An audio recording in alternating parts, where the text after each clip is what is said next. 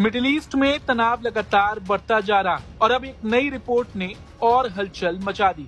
दावा किया जा रहा है कि ईरान ने एक और अमेरिकी F-15 स्ट्राइक ईगल को मार गिराया है और अगर ये रिपोर्ट सही साबित होती है तो सिर्फ 4 दिनों में अमेरिका को अपने सैन्य उपकरणों में करीब $2 बिलियन का नुकसान झेलना पड़ा है। ओपन सोर्स इंटेलिजेंस से जुड़ी रिपोर्ट्स के मुताबिक ये घटना दक्षिण पश्चिमी ईरान के ऊपर हुई, जहां अमेरिकी एयरफोर्स का F-15E मिशन पर था। बताया जा रहा है कि विमान में मौजूद दोनों क्रू पायलट ने इजेक्ट कर लिया और बाद में उन्हें जॉइंट रेस्क्यू ऑपरेशन के जरिए सुरक्षित निकाल लिया गया।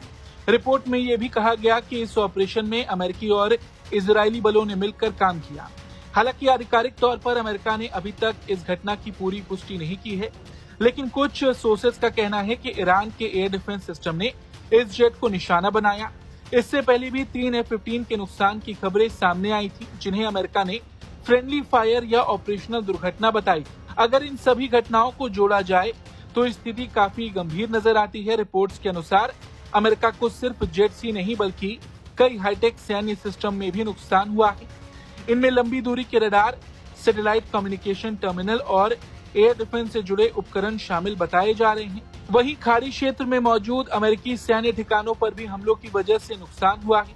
सैटेलाइट तस्वीरों में कुछ ठिकानों पर संरचनात्मक क्षति और आग के निशान भी दिखाई देने की बात कही जा रही है। अगर ये सब सही है तो ये क्षेत्र में अमेरिकी सैन्य ढांचे के लिए बड़ा झटका हो सकता है। वहीं दूसरी ओर अमेरिका लगातार ईरान पर हमले कर रहा है और हाँ, इस बीच अमेरिका ने एक और ऐसा कदम उठाया है जिसने पूरी दुनिया का ध्यान खींच लिया है। अमेरिका ने मिनटमैन 3 इंटरकॉन्टिनेंटल बैलिस्टिक मिसाइल का परीक्षण किया।